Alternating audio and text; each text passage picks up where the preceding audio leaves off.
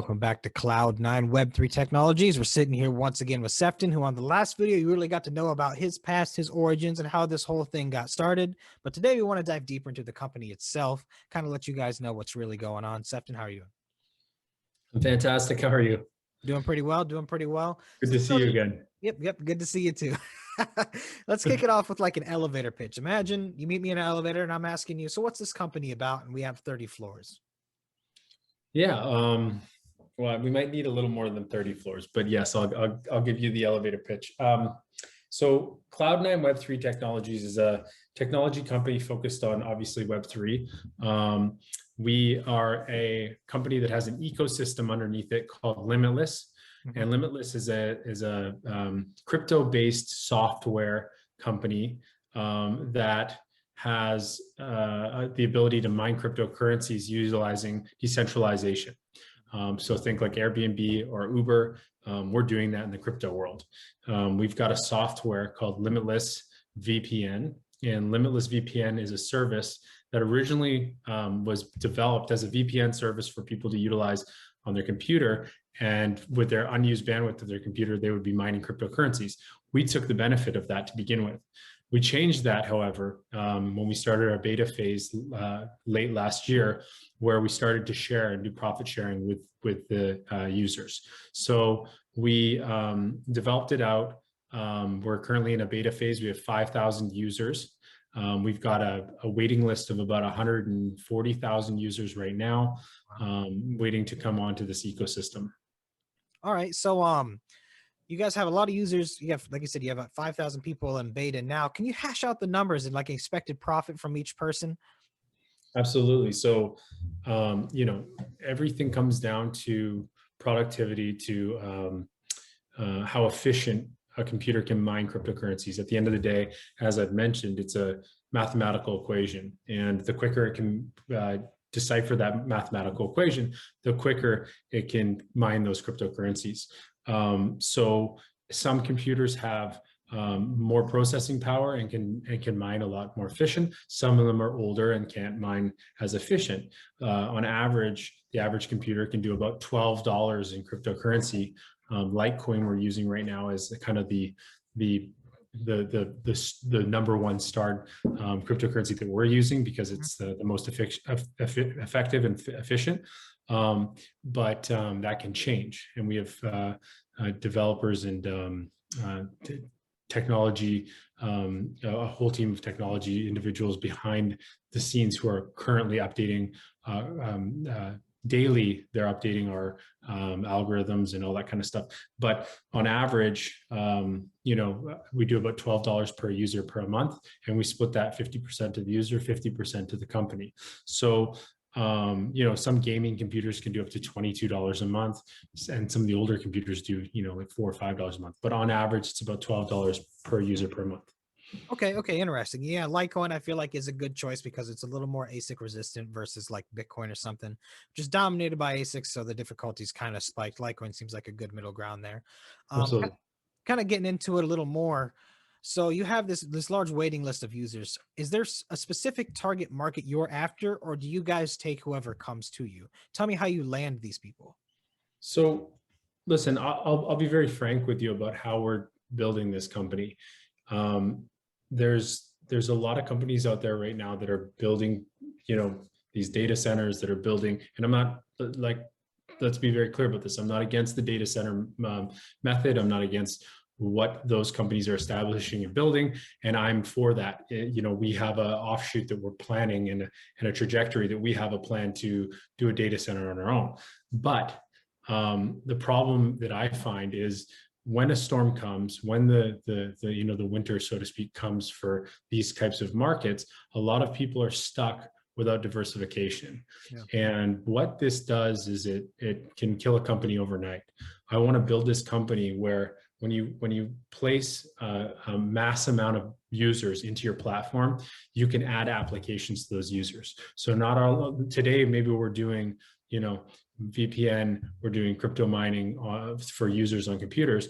Tomorrow, we're going to add decentralized storage to their computers where they're making, money through that avenue.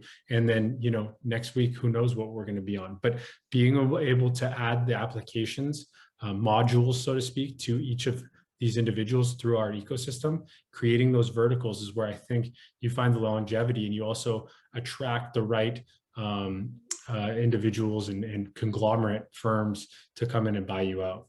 So that's what I'm doing. I'm building this as a long-term play for a massive acquisition. Gotcha. Okay, yeah, that really makes sense. And I feel like it's funny because cryptocurrency is all about decentralizing anyways, and you guys are very specifically playing right into that by decentralizing, essentially nodes. All these people are all across. Would you say you target specifically North America, or is anybody welcome into this? So we have users from all over the world. Nice. Currently, we have a I'll give you some pretty exciting information on it. We have a patent around this technology. So there are a lot of companies out there that are infringing on it. And, we haven't done anything about it. We're currently just in a period of development and building and, finding the right users it's not about users per se. It's more so about finding the individuals who are intrigued and interested by this industry and bringing them into a more educated opportunity. So we start this whole entire process through a funnel, and we educate first. Education is so important, and especially on a company or an industry like cryptocurrency. It's so intimidating. It's something that a lot of people have a hard time getting involved with. My mom, your mom, all these people I highly doubt would ever want to dabble in a scenario like I've been in, where you're going to a Bitcoin, a Bitcoin trading desk where you give them a check and then like 30 minutes later, you're supposed to receive something in your account. It's very intimidating. So we wanted to cut the red tape with that kind of process and find a way to give people the opportunity to access this without any money down, dip their feet in the water, and then start to offer them more and more applications. So it starts with what I've explained to you today, and then it goes into an intermediate phase where we offer a microblock miner, which is a plug and play miner. It goes in your wall at home. It looks like an Xbox or PS3, and it directly communicates to our platform. Now, I'm not sure if I told you about how our platform, the ecosystem works, but we've got Limitless VPN, and then we have the X2 platform, which is a trading platform and also a wallet. So the trading platform and the wallet is it's extremely user-friendly. You can trade from cryptocurrency to fiat or cryptocurrency to many different other altcoins. Nice. So how it works is even with your computer or with the microblock miner, you plug it in, you download it on your computer, and as you start to mine on the computer or the microblock miner, your wallet starts to show the productivity and how much is coming in every day.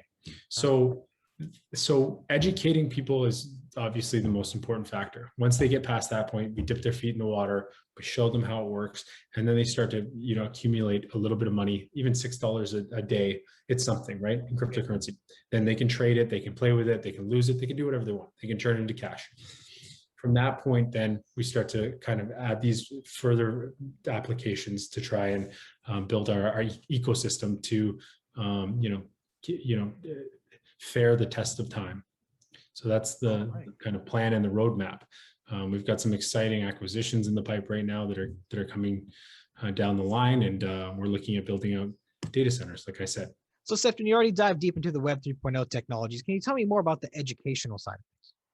Yeah, so I mean, the education side was developed to, as I said, educate our users to the intimidating factors of this industry. So, like I said before, we created this funnel, and at the top, you want to educate first. So we created Next Decentrum. It has guides to quick and dirty guides to cryptocurrency, cybersecurity. It has quick and dirty guides to blockchain, anything to do with the crypto industry. It has the guides too. So and then it also has actual courses online, so monthly courses with real individuals.